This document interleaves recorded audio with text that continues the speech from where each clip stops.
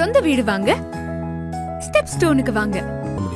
Step stone தமிழ்நாடே கேள்விப்பட்டிராத அதிரடி விலை குறைப்பு சூப்பர் சரவணா ஸ்டோர்ஸ். இந்த நிர்வாகிகள் பட்டியலை தொடர்ந்து விஜய் வந்து அந்த 2ஆம் தேதி நடந்த எஸ்ஐஆர்னுடைய மீட்டிங்கில் வந்து கலந்துக்கல. அது ஒரு தெளிவாக சொல்கிறார். அரசாங்கம் சார்ந்து இருந்தாலும் நான் கலந்துருப்பேன், இது வந்து ஒரு திமுக நடத்தக்கூடிய ஒரு கூட்டமாக தான் இதை நான் பார்க்குறேங்கிறதையும் சொல்லியிருக்காங்க சார். அதை எப்படி பார்க்குறேன்? அது வரும் காலங்களில் வந்து ஒரு பிஜேபி பக்கம் நகர்கிறாரோ என்ற சந்தேகத்தை மேலும் அதிகப்படுத்துவதற்கான ஒரு வாய்ப்பாக கூட அமையலாம். ஏன்னா எஸ்ஐஆர் வந்து தமிழ்நாட்டில் பிஜேபி, அதிமுக, பாட்டாளி மக்கள் கட்சி போன்ற கட்சிகள் வந்து ஆதரிக்கின்றன. திமுக தோழமை கட்சிகள், சீமான் கட்சி, இவங்க விஜய் கட்சியெல்லாம் அதை எதிர்க்குது. அப்போ அந்த மாநாட்டில் அந்த இதில் வந்து சீமான் கலந்துக்காததுக்கு அவர் வேறு காரணங்களை சொல்கிறாரு. இவர் வந்து இதை வைத்து இவர்கள் வந்து அரசியல் பண்ணுறாங்கன்றாரு. எஸ்ஐஆர் வந்து ஒரு பெரிய சிக்கலாக தான் எல்லா கட்சிகளுமே மாறப்போகுது. இன்றைக்கி எஸ்ஐஆரை தமிழ்நாட்டில் ஆதரிக்கிற அதிமுக, பிஜேபிக்கு அது பெரிய சிக்கலை தான் உண்டாக்க போகுது.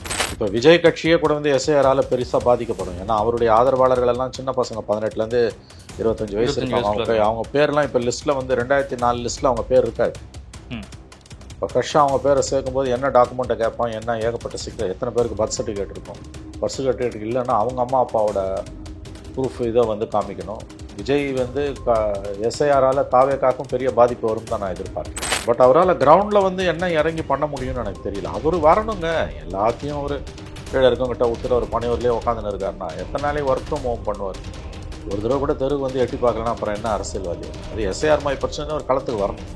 வரலன்னா இன்னும் அவருக்கு தான் சிக்கல்.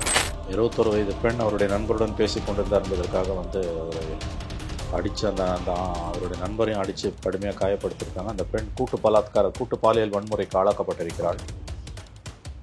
3 பேரை பிடித்ததாக காவல்துறை சொல்லுகிறது. சுட்டு பிடித்திருக்கிறார்கள். நல்லவேளை என்கவுண்டர் பண்ணாமல் பிடிச்சிருக்காங்க. சட்டத்தின் முன் அவர்களை கொண்டு வந்து நிறுத்தியிருக்கிறார்கள். அந்த அளவில் பாராட்ட வேண்டிய விஷயம்.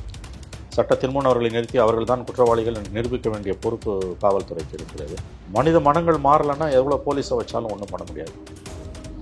மனுஷன் மாறணும். அடிப்படையில் மாறலைன்னா இதெல்லாம் நடந்தே தான் தீரும். இந்த சட்டம் ஒழுங்கு பிரச்சனை திமுகவிற்கு ஒரு பெரிய தலைவலியை ஏற்படுத்தியிருக்குதுங்கிறது உண்மை. அது உண்மை, யூஆர் ரைட். இது ஒரு பர்செப்ஷன் டிஎம்கேக்கு பின்னாடி தான். நீங்கள் மீடியாவை கையில் வச்சுருக்கிறதால ஏதோ இப்போ கொஞ்சம் அடக்கி வாசிக்கிறாங்க. பொது விவாதங்களை, இரவு நேர விவாதங்கள், இந்த சப்ஜெக்ட் எடுக்க விடாமல் அவங்க தடுக்கிறாங்க. பட் மக்கள் மன்றங்கள் அது வெறும் தொலைக்காட்சியை நம்பிலாம் இன்றைக்கி மக்கள் இல்லை.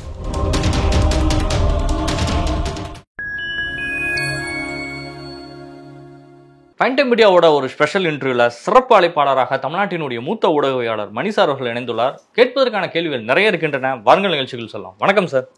விஜய் குறித்து ஒவ்வொரு வாரம் நம்ம நிறைய விஷயங்கள் அலசினாலும் விஜயுடைய அடுத்த கட்ட பணிகள்லாம் வந்து தொடங்கியாச்சு. கட்சியினுடைய நிர்வாகிகள் அங்கங்கே மாவட்ட அளவிலோ மாநில அளவிலோ எங்கெங்கெல்லாம் வந்து விடுபட்டு இருந்ததோ எல்லா அணியினுடைய சார்ந்த நிர்வாகிகளுடைய பட்டியல்கள் வந்து விஜய் கட்சி சார்பாக தொடங்கியாச்சு சார்.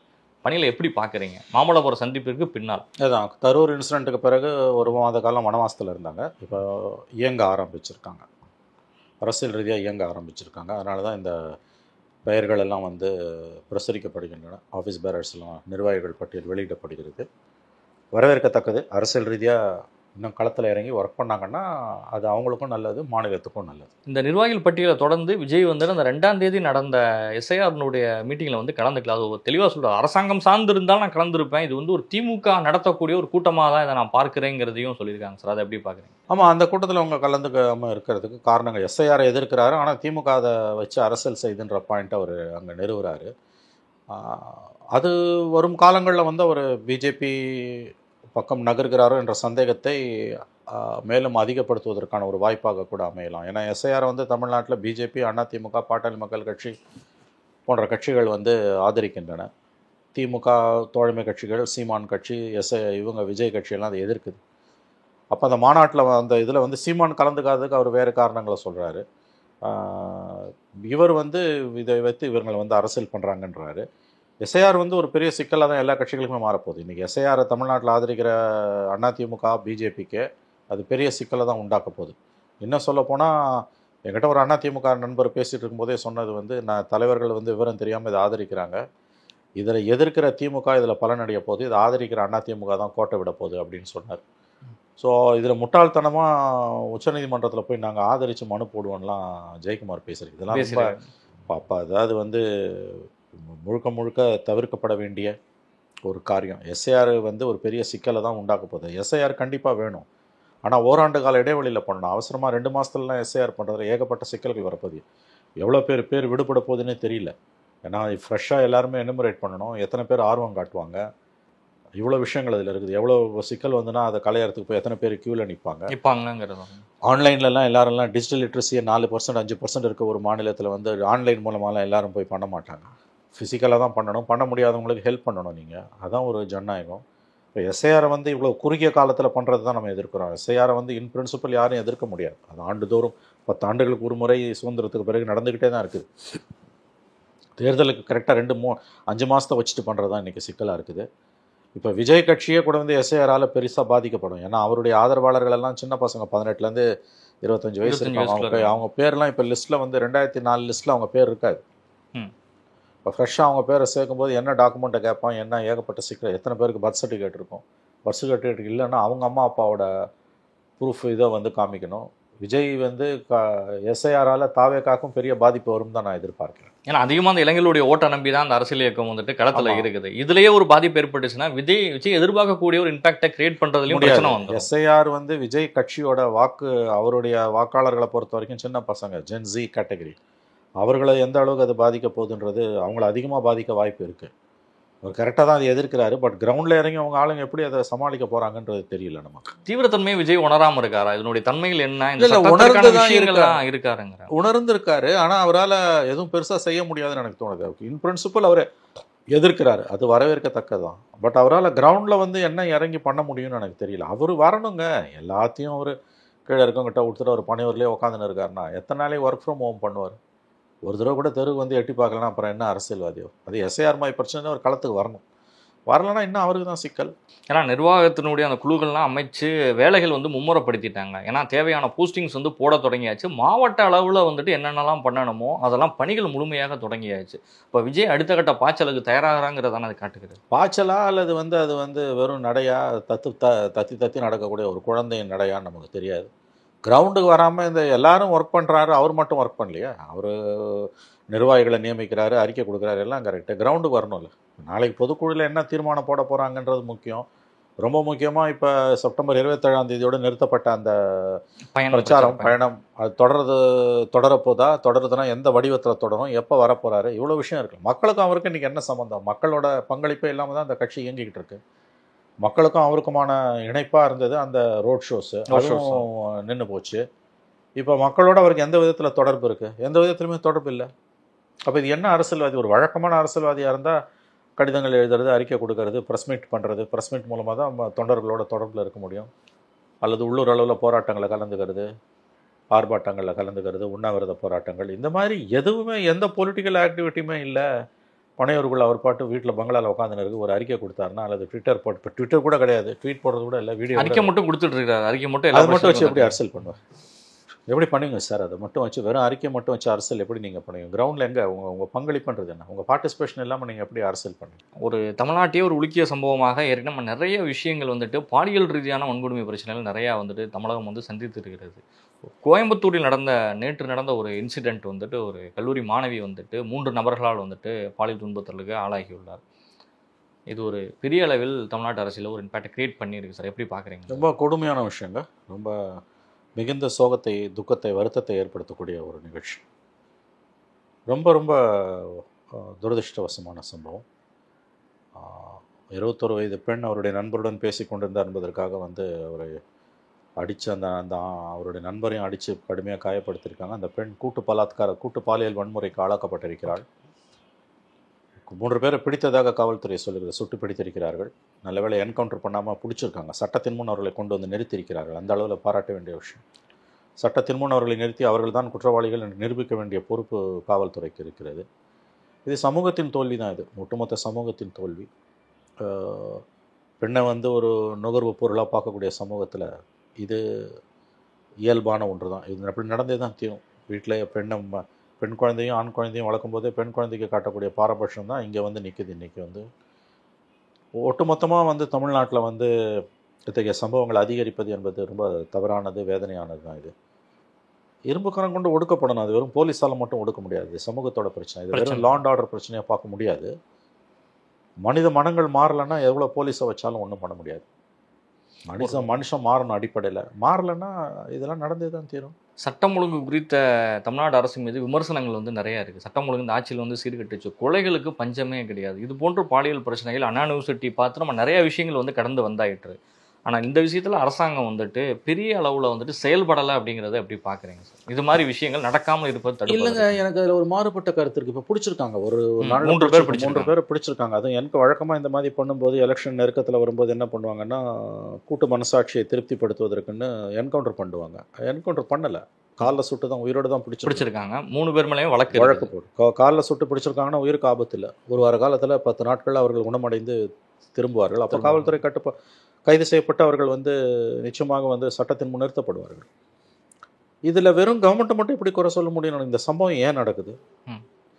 இது அந்த சம்பவத்தை செஞ்சவங்க வந்து அவர்களுடைய பொருளாதார நிலைமைன்னு பார்த்தீங்கன்னா அவர்கள் வந்து ரொம்ப கீழ்நிலையில் அடித்தட்டு மக்கள்றாங்க. ஆனால் கிரிமினல் பேக்ரவுண்ட் இருக்குது, ஹிஸ்ட்ரி ஷீட்டர்ஸாக இருந்திருக்கானுங்க, ஏகப்பட்ட வழக்குகள் அவங்க மேலே இருக்குது, கொலை வழக்குகளும் இருந்திருக்கு, எல்லாமே இருந்திருக்குது. அத்தகைய நபர்கள் இதை செய்யும்போது அரசுகள் வந்து எப்படி வந்து இதை முழுவதும் எப்படி தடுக்க முடியும் என்று எனக்கு தெரியவில்லை.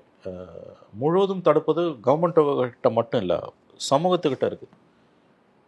முழுவதும் தடுப்பது என்பது நிச்சயமாக அரசாங்கத்தால், எந்த காவல்துறையாலையும், எந்த கவர்மெண்ட்டாலையும், எந்த போலீஸாலையும் செய்ய முடியாது. இது இவ்வளோ பெரிய சொசைட்டியில் இது நடக்குது அப்படின்னா வந்து இந்த தைரியம் அவனுக்கு எங்கேருந்து வருது? இந்த வக்ரம் ஏன் வருது? ஏன் இப்படி இது வந்து விருப்பம் இல்லாதவங்களை தொடர்றதுன்றது வந்து எவ்வளவு தூரம் வந்து ஒரு கொடூரமான விஷயம், தவறான விஷயம், சட்ட ரீதியாக தண்டிக்கப்படுறது, தூக்கு தண்டனை வரைக்கும் கூட போகலாம் அது. அப்போ ஏன் துணிகிறான் மனிதன்? ஏன் துணிகிறான்? ஏன் தவறு செய்கிறான்? இப்போ அவங்க வீட்டில் அவனுக்கு வந்து அவனை பெற்றவளும் ஒரு தாய் தான். பெண்களோட சகவாசம் அவனுக்கு வந்து தாய் வடிவத்துலேயும் அம்மா வடிவத்துலேயும் அக்கா தங்கச்சி முறையிலையும் எல்லா உறவுகளையும் தான் இருந்திருக்கும். அப்போ இந்த சம்பவத்தை வந்து நீங்கள் வந்து விருப்பம் இல்லாதவங்களை துன்புறுத்தி பாலியல் வன்புணர்வு, மிருகமாக மனிதன் மாறுவது என்பது ஏன்? ஆகவே இது தீர ஆராய வேண்டிய விஷயமா தான் எனக்கு. உளவியல் ரீதியான ஒரு பிரச்சனைமா? உளவியல் ரீதியாகவும் தான் இது பிரச்சனை. எப்படி வளர்க்குறோம் நம்மன்றதை பொறுத்தது. பசங்களை எப்படி வளர்க்குறோம், ஆண் குழந்தையை எப்படி வளர்க்குறோம், பெண் குழந்தையை எப்படி வளர்க்குறோன்றதை பொறுத்த விஷயம். விருப்பம் இல்லாதவங்களை வந்து நம்ம தொடக்கூடாதுன்றது ஒரு குறைஞ்சபட்ச நாகரிகம். கூட்டுன்னு போய் புதரில் போட்டு கூட்டு பாலியல் வன்புணர்வு நடக்குதுன்னா அவர்கள் அங்கே மிருகங்களாக மாறுகிறார்கள். ஏன் மிருகமாக மாறுறான்? அவனை எது மிருகமாக மாற்றுது?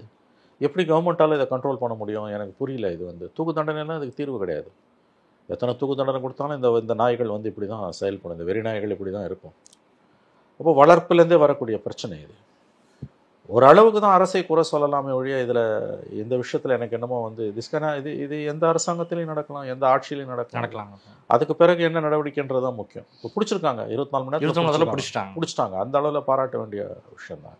அதான் முதலமைச்சர் தெளிவாக சொல்லியிருக்காரு, இந்த குற்ற சம்பவம் நடந்துருச்சு, இது வந்து ஒரு தவிர்க்க முடியாத ஒரு விஷயமா வந்துட்டு நான் அதை பார்க்குறேன். அவர் முதலமைச்சர் ஸ்டேட்மெண்ட்டே தெளிவாக சொல்லியிருக்காரு. 30 நாட்களுக்குள்ளே இதற்கான குற்றப்பறிக்கையெல்லாம் தாக்கல் செய்யப்பட்டு இந்த கேஸ் வந்து விரைந்து செயல்படும், குற்றவாளிக்கு நிச்சயமாக அதிகபட்ச தண்டனை வந்து வாங்கி கொடுக்குறது இந்த அரசு வந்து உறுதி கொடுக்குறதுன்னு சிஎம் பேசியிருக்காரு. அதாங்க, அதில் அந்த 30 நாளுன்னா நீங்கள் கெடு விதிக்க முடியாது. ஏன்னா வந்து ஜஸ்டிஸ் டிலேட் இஸ் ஜஸ்டிஸ் டினைடுன்னுவாங்க. அதே மாதிரி ஜஸ்டிஸ் ஹரிட் இஸ் ஜஸ்டிஸ் பரீடுன்னுவாங்க. தாமதிக்கப்பட்ட நீதி வந்து மறுக்கப்பட்ட நீதினா, விரைவுபடுத்தப்பட்ட நீதி புதைக்கப்பட்ட நீதின்னு அர்த்தம். அந்த 30 நாளுன்றதெல்லாம் நம்ம கெடு விதிக்க முடியாது. அது வந்து சட்டம் வந்து அதை எப்படி பார்க்க போகுதுன்னு நமக்கு தெரியல. சட்டத்தின் முன் நிறுத்தி அவர்களுக்கு தண்டனை வாங்கி கொடுப்பதுன்றது சரியான அணுகுமுறை. ஏன்னா வழக்கமாக இந்த மாதிரி பண்ணும்பொழுது என்ன பண்ணுவாங்க, அதுவும் எலெக்ஷன்ஸ்லாம் நெருங்கும்போது என்கவுண்டர்ஸ் பண்ணிடுவாங்க. கரெக்டாக 15 வருஷத்துக்கு முன்னால் 2010 இதே மாதிரி திமுக ஆட்சியோட இறுதி காலத்தில் 2 குழந்தைகள் வன்புணர்வு செய்யப்பட்டது கோயம்புத்தூரில். சைலேந்திர பாபு கமிஷனராக இருக்கும்போது அந்த டிரைவரே பண்ணாங்க. அந்த 2 பேரும் அந்த 2 குழந்தைகளை வன்புணர்வு செஞ்சு கொலை பண்ணிட்டாங்க. அந்த இவனை குற்றவாளியை பிடிச்சி என்கவுண்டர் பண்ணாங்க. அப்போ அது பெரிய விவாதமாச்சு. நீ சட்டத்தின் முன் தான் நிறுத்திருக்கணுமே ஒழிய நீ எப்படி என்கவுண்டர் பண்ணலாம் அப்படின்னு. நல்ல வேளை எனக்கு தெரிஞ்சதில்லை, அவங்க என்கவுண்டர் பண்ணலை. நான் இதை பாராட்டுறக்குரிய விஷயமாக தான் பார்க்குறேன். கோயம்புத்தூர் காவல்துறை சட்டத்தின் முன் நிறுத்தி குற்றத்தை நிரூபித்து தண்டனை வாங்கி கொடுப்பது மட்டும்தான் காவல்துறையோட வேலை. ஒரு சட்டத்தின் மாட்சிமை இருக்கக்கூடிய அரசில், சட்டத்தின் ஆட்சி இருக்கக்கூடிய நாட்டில் வந்து அப்படித்தான் நீங்கள் வந்து தண்டனைகள் வழங்கப்பட வேண்டும், குற்றங்களுக்கான நீதி காணப்பட வேண்டும். சட்டத்தை யார் கையில் எடுத்து தீர்ப்பு வழங்கினாலும் அது ஏற்புடையதில்லை. ஏன்னா அது வந்து நாளைக்கு எங்கேயோ போய் முடியும். அது ஒருவன் குற்றவாளியா இல்லையா என்பதை அவன் கொடுங்குற்றத்தை செய்திருந்தால் கூட அதை முடிவு செய்ய வேண்டியது நீதிமன்றங்கள் தானே அல்லாமல் காவல்துறை கிடையாது. இந்த விஷயத்தை நம்ம அடிப்படையில் புரிஞ்சுக்கணும். சரியாக தான் செயல்பட்டிருக்காங்கன்னு தோணுது எனக்கு. ஏன்னா காலில் சுட்டு பிடித்தது என்பது உயிருக்கு ஆபத்து கிடையாது. அவர்கள் சட்டத்தின் முன் நிறுத்தப்படும் பொழுது உண்மை வெளியில் வரும் என்று நாம் நம்பலாம். இந்த பிரச்சனையை வந்துட்டு இப்போ விஜய் கையில் எடுத்திருக்காரு. இன்னைக்கு அதிமுக ஆர்ப்பாட்டம் வந்து கோயம்புத்தூரில் நடந்திருக்கு. ஒவ்வொரு பஸ்லையும் ஏறி பெண்களுக்கு வந்துட்டு பெப்பர் ஸ்ப்ரே கொடுத்துருக்காங்க. இந்த ஆட்சியில் இப்படி தான் நடக்கும், இந்த பெப்பர் ஸ்ப்ரே எல்லாரும் வச்சிருக்கோங்கிற மாதிரி கொடுத்துருக்காங்க. போராட்டங்கள் தொடங்கிடுச்சு. சட்டம் ஒழுங்கு முழுமையாக சீர்கட்டு விட்டது தமிழ்நாட்டின்னு சொல்லி எடுத்து அரசியல் கட்சிகள் பேசுவதற்கான ஒரு தளம் வந்து அமைந்தது. அது நேச்சுரலுங்க, அது நடந்தே தீரும். இதே வந்து தூத்துக்குடி துப்பாக்கி இதில் வந்து கஸ்டோடியல் டெத் வந்து சாத்தாங்குளம் மாதிரினா தூத்துக்குடியில் பெனிக்ஸ் ஜெயராஜ் சாத்தாங்குளம் அந்த இன்சிடென்ட்டை திமுக எப்படி பயன்படுத்துச்சு? அதில் திமுக செயல்பட்டதில் 3ல் 1 பங்கு கூட நீங்கள் அதிமுக செயல்படல. எலெக்ஷன் இறங்கும்போது அது இன்னும் அந்த வீரியம் அதிகமாக இருக்கும். அது பாலிடிக்ஸ், அதில் ஒன்றும் தப்பு கிடையாது. பெப்பர் ஸ்ப்ரே கொடுக்கறது, சட்டம் ஒழுங்கு சீர்குலைந்து விட்டது என்ற பிரச்சாரம், போராட்டங்கள், ஆர்ப்பாட்டங்கள், அரசுக்கு எதிரான கண்டன தீர்மானம், இவையெல்லாம் ஒரு ஜனநாயக நாட்டில் அனுமதிக்கப்பட்ட வழிமுறைகள். இது சமூகம் காரணம் என்றாலும் அரசுக்கும் ஒரு பொறுப்பு இருக்கிறது. அதில் எந்த விதமான சந்தேகமும் கிடையாது. எதிர்க்கட்சிகள் இதை அரசியலாக்குவது என்பது முழுக்க முழுக்க சரியானதான். இது அரசியல் இல்லைன்னா வேறு எது அரசியல்? நாங்கள் என்ன அரசியல் பண்ணால் அவியலாக பண்ணோன்னு இதே ஸ்டாலின் அவர்கள் எதிர்க்கட்சி தலைவராக இருந்தபோது கேள்வி எழுப்பினான். ஆகவே சாத்தாங்குளம் கஸ்டோடியல் டெத்தை எப்படி வந்து இன்னமும் அந்த கேஸ் நடந்துக்கிட்டு தான் இருக்குது. ஒரு அப்பா மகன் கொல்லப்பட்ட அந்த வழக்கு, போலீஸ் துன்புறுத்தலால், டார்ச்சரில், சித்திரவதையில், அதை திமுக எப்படி பயன்படுத்துச்சோ அந்த மாதிரி இத்தகைய சம்பவங்களை அதிமுக பயன்படுத்துது. அதில் எந்த தவறும் கிடையாது. நம்முடைய வருத்தம் எல்லாம் திமுக பயன்படுத்திய அளவுக்கு அதிமுகவால் அதை ஒழுங்காக உறுதியாக மக்களை கவரக்கூடிய விதத்தில் அரசுக்கு எதிரான போராட்டங்களை முன்னெடுக்க முடியவில்லை என்பதுதான் நடுநிலையாளர்களோட பார்வையாக இருக்கிறது. இந்த சட்டம் ஒழுங்கு பிரச்சனை திமுகவிற்கு ஒரு பெரிய தலைவலியை ஏற்படுத்தியிருக்குதுங்கிறது உண்மைதானே சார்? அது உண்மை, யூஆர் ரைட். இது ஒரு பர்செப்ஷன் டிஎம்கேக்கு பின்னடைவு தான். நீங்கள் மீடியாவை கையில் வச்சுருக்கிறதால ஏதோ இப்போ கொஞ்சம் அடக்கி வாசிக்கிறாங்க. பொது விவாதங்களை, இரவு நேர விவாதங்கள், இந்த சப்ஜெக்ட் எடுக்க விடாமல் அவங்க தடுக்கிறாங்க. பட் மக்கள் மன்றங்கள் அது வெறும் தொலைக்காட்சியை நம்பிலாம் இன்றைக்கி மக்கள் இல்லை. சமூக வலைதளங்களில், மொபைலில் ஏற்கனவே போயிடுது. அது வந்து நீ மறைக்கிறதால இந்த ஊடகங்கள் தங்களுடைய நம்பகத்தன்மையை தாங்களே காயடித்து தாங்களே வந்து அவர்கள் வந்து புதைக்குழியில் தள்ளிக் கொள்கிறார்கள். இந்த பிரச்சனை நீங்கள் சொல்வது சரி. இது வந்து திமுகவுக்கு, அரசுக்கு நிச்சயமாக இது ஒரு அவப்பெயம், அதில் சந்தேகம் இல்லை. அது அவங்க எப்படி ஜெயிக்க, அதனால தான் முதலமைச்சரே வந்து நாங்கள் 30 நாளுக்குள்ளே குற்றப்பத்திரிகை தாக்கல் செய்வோன்றாரு. எனக்கு தெரிஞ்சு அது சாத்தியமானு எனக்கு தெரியல. பட் நிச்சயமாக அந்த தேர்தல் நெருங்குறதால ஜட்ஜ்மெண்ட்டை வந்து எலெக்ஷனுக்கு முன்னால் வாங்க ட்ரை பண்ணுவாங்க. அரசுக்கு இது தெரியுது, இது பின்னடைவுன்னு தெரியுது. கவர்மெண்ட்டுக்கு தெரியுறதால தான் அவங்க அந்த வார்த்தைகள்லாம் முதலமைச்சர் வாயிலிருந்தே வருகின்றன.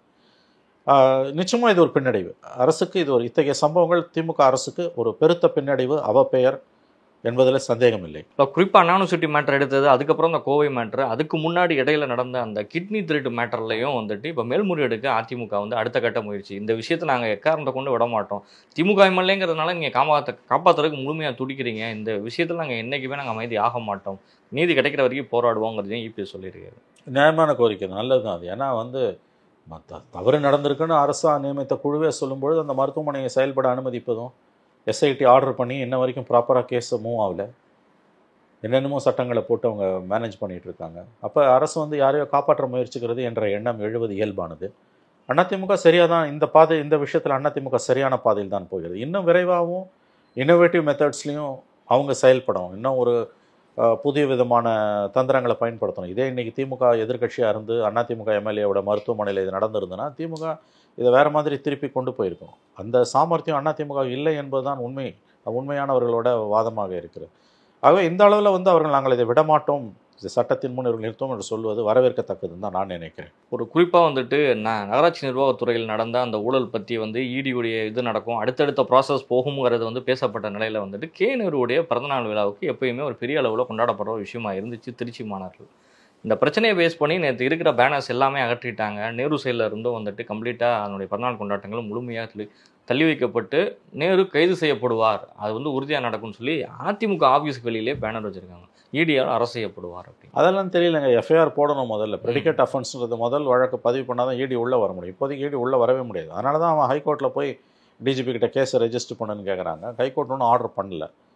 ஒன்று ஆட்சி மாற்றம் ஏற்பட்டால் இது வரணும், அல்லது அதுக்கு முன்னால் சிபிஐ விசாரணை போச்சுன்னா எஃப்ஐஆர் வரணும். மாநில காவல்துறையோ சிபிஐயோ இன்கம் டேக்ஸோ அல்லது வந்து வேறு ஏதோ அமைப்புகள் எஃப்ஐஆர் போட்டால் தான் இடி உள்ளே வர முடியும். ஆனால் இடி உள்ளே வரவே முடியாது. நேருவோட பிறந்தநாள் கொண்டாட்டங்கள் வந்து களை இழந்து காணப்பட்டதுன்னா அவங்க வந்து அடக்கி வாசிக்கிறாங்க. தெரியுது அவங்களுக்கு சிக்கல் சூழ்ந்து தெரிகிறது. அதனால் அடக்கி வாசிக்கிறாங்க. அரசியல்வாதிகள் அவங்க காலத்துக்கு ஏற்ப தங்களை மாற்றிக்கொள்வார்கள். முழுமையாக பாதிக்கப்பட்டுருச்சு ஒரு சட்டம் ஒழுங்கு. இந்த பிரச்சனையை நம்ம வந்துட்டு கையில் எடுத்து எதிர்க்கட்சிகளுடைய அரசியலை வந்துட்டு செய்ய தொடங்கியாச்சு. ஒரு பக்கம் பாலியல் வன்கொடுமை பிரச்சனைகள், பெண்கள் வந்து தெருவில் நடமாடவே முடியாதுங்கிற ஒரு சூழ்நிலை வந்துட்டு தனியாக போய் இருந்தாலும் இந்த மாதிரி நடக்கும், அதுக்கு எந்த வகையிலுமே பாதுகாப்பு இல்லைங்கிற சூழல் எப்படி பார்க்குறீங்க சார்? இல்லைங்க, அப்படி இப்போலாம் சொல்ல முடியாதுங்க. பெண்கள் நடமாடவே முடியல தெருலன்றதுலாம் என்னை பொறுத்த வரைக்கும் சாரி தப்பான கருத்து. அது அதிமுக அரசியல் பண்ணுறாங்க. அப்படி ஒன்றும் இல்லை, எவ்வளோ பெண்கள் போயிட்டு வந்துட்டு தான் இருக்காங்க. நீங்கள் ராத்திரி 11 மணிக்கு ஆள் இல்லாத இடத்துல ஒரு ஆம்பளை போனாலே பிரச்சனை வருங்க. ஆண்களே போக முடியாது, அதை ஞாபகம் வச்சுக்கோங்க. பெண்கள் மட்டும் ஏன் சொல்கிறீங்க நீங்கள்? அதனால் இது இது வந்து ஓவராக பேசுகிறது, இது வந்து ஓவர் சிம்பிளிஃபிகேஷன். வாங்க, நீங்கள் போய் வந்து ஓவர் டோஸ் தமிழ்நாட்டில் பெண்களே மொத்தமாக வெளியில் போக முடியுன்றதெல்லாம் கதை. அப்படிலாம் நிலைமை மோசம் அடைஞ்சதாக நான் பார்க்கல. சில இடங்களில் சிக்கல் வருதுங்க, அதை இரும்புக்காரங்க கொண்டு ஒடுக்கணும். ஒட்டுமொத்தமாக நீங்கள் வந்து தமிழ்நாட்டில் பெண்களே வெளியில் வர முடியாதுன்ற கருத்தெல்லாம் தவறான கருத்து. அந்த அளவுக்கு நிலைமை இங்கே மோசம் அடையவில்லை என்று தான் நான் பார்க்கிறேன். இந்த அரசாங்கத்தின் மீது குறை சொல்ல 1000 விஷயங்கள் இருக்கின்றன. ஆனால் சட்டம் ஒழுங்கு வந்து நீங்கள் இந்தியாவின் பல மாநிலங்களோடு ஒப்பிடும்போது தமிழ்நாடு வந்து அமைதி பூங்கான்றதுல எந்த மாற்று கருத்தும் இல்லை. இந்த பர்டிகுலர் இன்சிடெண்ட்டில் நான் சொல்கிறேன், இரவு 11 மணிக்கு மேலே ஆள் இல்லாத இடத்துல ஒரு ஆணே நடந்து போக முடியாதுங்க. அவன் பெரிய வஸ்தாதாக இருந்தால் கூட போக முடியாது. ஏன்னா அந்த மாதிரி தான் இன்றைக்கி நிலைமை மோசமாக இருக்குது. இரவு நேரங்களில் நீங்கள் வந்து ஆள் நடமாட்டம் இல்லாத இடத்துல ஆண்களே போக முடியாது. அப்புறம் பெண்களை பற்றி என்ன நீங்கள் சொல்லுவீங்க? அடிஷ்னல் ப்ராப்ளம் பெண்களுக்கு பாலியல் வன்புணர்வு. ஆகவே இந்த இடத்துல வந்து complete collapse of law and ஆர்டர்லாம் அப்படிலாம் சொல்ல முடியாது. எனக்கு என்னமோ அதில் உடன்பாடு இல்லை அந்த கருத்தில். மேக்ஸிமம் இந்த பிரச்சனை நடக்கிற எல்லாமே தனிமையில் இருக்கக்கூடிய ஆண் பெண் அப்படிங்கிற ஒரு பிரச்சனையை பேஸ் பண்ணி அண்ணாநூஷில் நடந்ததும் அவர்கள் 2 பேருமே தனிமையாக இருந்ததும் இந்த இடத்துலையும் அதே மாதிரி ஒரு ஆணும் பெண்ணும் ஒரு 21 வயசு அடங்கிய ஒருத்தர் வந்து அந்த இடத்துல இருக்கிறாங்கிறத பாயிண்ட் அவுட் பண்ணி தான் நடந்துட்டு இருக்கு. அப்போ எந்த அளவுக்கு சிசிடிவியினுடைய செயல்பாடு அந்த இடத்துல இருக்குது, காவல்துறை ரோந்து என்ன நடக்குது, இந்த மாதிரி பிரச்சனைகள் எல்லாம் வந்துட்டு களையப்பட வேண்டிய விஷயங்க. அதை நான் ஒத்துக்கிறேன். நான் இன்னமும் விழிப்புடன் இருக்கணுன்றது ஓகே. பட் எல்லா மனிதனுக்கும் எல்லா நேரத்துலையும் உங்களுக்கு வந்து பாதுகாப்பை என்ஷூர் பண்ணுறதுன்றது முடியுது. மனுஷன் புத்தி வக்ர புத்தியோட சம்மந்தப்பட்டது. எல்லா பாதுகாப்பும் இருக்க இடங்கள்லேயே வந்து இன்றைக்கி வந்து அது நடக்குது. காவல் நிலையங்கள்லேயே வந்து இரவு நேரங்களில் பெண் காவலர்களுக்கு பாதுகாப்பு இல்லைன்னு கிடையாதுங்க. அப்போ இந்த மாதிரி நீங்கள் இருக்கும்பொழுது வந்து பொதுவெளியில் இருக்கக்கூடிய ஆள் நடமாட்டம் இல்லாத இடத்துல இவ்வளோ பறந்து விரிந்த தேசத்தில் வந்து நீங்கள் ஒரு அடிக்கடி போலீஸ் எல்லாம் போட முடியாது. அதனால தான் நான் சொன்னேன், இது வந்து ஃபண்டமெண்டலி இது மனித வக்ரம் சம்மந்தப்பட்டது. தனி மனிதன் திருந்தலானா எதுவும் பண்ண முடியாது. ரெண்டாவது, அரசுகள் விழிப்புடன் இருக்கணுன்றதை நான் ஒத்துக்கிறேன். அந்த அந்த இடத்துல வந்து இன்னமும் வந்து சிசிடிவி கேமராஸ் அதெல்லாம் வந்து இப்போ போடணும். போலீஸ் பெட்ரோலிங் அதிகப்படுத்தணும், காவலர்களோட எண்ணிக்கை அதிகப்படுத்தணும். இதெல்லாம் வந்து லாங் டேர்மில் கவர்மெண்ட்ஸ் பண்ண வேண்டியது. ஒட்டுமொத்தமாக எல்லாத்துக்கும் நீங்கள் கவர்மெண்ட்டையும் குறை சொல்ல முடியாதுன்றது தான் என்னுடைய பாயிண்ட். ஆனால் விஜய் இப்போ எடுத்திருக்கிற விஷயம் ஆட்சி நலங்கள் சொல்லி அது கரெக்டான ஒரு சந்தர்ப்பத்தை விஜய் எடுத்திருக்காரு. இப்போ இது எடப்பாடி சிஎம்மாக இருக்கும்போது நடந்ததுன்னா திமுக இன்னும் அதிக அற்புதமாக இது அரசியல் பண்ணியிருப்பாங்க. அதில் தப்பு கிடையாது, அது பண்ணுங்கன்ற நான். அதில் என்ன தப்பு இருக்குது அதில்? பட் அதை தாண்டி அதை பார்த்தீங்கன்னா இதுக்கு யார் தான் தீர்வு காண முடியும்? இந்த மாதிரியான இடங்களில் நீங்கள் custodial death Fenix Jayaraj case காவல்துறையோட தவறு. அவர்கள் மனித மிருகங்களாக மாறினார்கள். அவர்களுக்கு உச்சபட்ச தண்டனை கொடுக்கணும். அதுக்கு கவர்மெண்ட்டும் பொறுப்பு. ஏன்னா இத்தகைய அதிகாரிகளை வந்து நீங்கள் ஆரம்பத்திலேயே களையெடுக்காமல் இருந்தது. பட் கோயம்புத்தூர் இன்சிடெண்ட்லாம் வந்து இது எல்லா சமூகத்திலுமே நடக்க வாய்ப்பு இருக்குது. எல்லா கவர்மெண்ட்லேயும் இப்படிப்பட்ட சம்பவங்கள் நடக்க வாய்ப்பு இருக்குது. அதையும் கவனத்தில் வச்சு தான் நம்ம பேசணுன்றது. ஆணவ கொலை ஒரு பக்கம் நடந்தது, அதுவும் ஒரு பக்கம் இருந்தாலும் இங்க ஒரு பக்கம் பாலியல் ரீதியான கொடுமை, ஒரு பக்கம் கொலை தமிழ்நாட்டுல ஏதோ ஒரு இடங்கள்ல எங்கேயோ இந்தியா பூரா இருக்குங்க. கொலைகள் நடந்துகிட்டே தாங்க இருக்குது. மனுஷன் இருக்க வரைக்கும் கொலை நடந்துகிட்டே தான் இருக்கும். அது எப்படி நம்ம வந்து அதை எத்தகைய கொலைகள், அதை எப்படி அரசுகள் அதை கையாளுது, ஆணவ கொலைகளை எப்படி தடுக்கிறாங்க, இவங்க கூலிப்படைகளோட அட்டகாசத்தை தடுக்கிறாங்க, இவை சம்பந்தப்பட்ட விஷயம் தானே ஒழிய அதை தாண்டி அதில் எதுவும் இருக்கிறதா எனக்கு என்னமோ படலை. எனக்கு நிச்சயமா சார், உங்களுடைய நேரங்களை ஒதுக்கி ஃபைன் டைம் மீடியாவுடைய பல்வேறு கேள்விகளுக்கு பதில் தந்தமைக்கு நன்றி.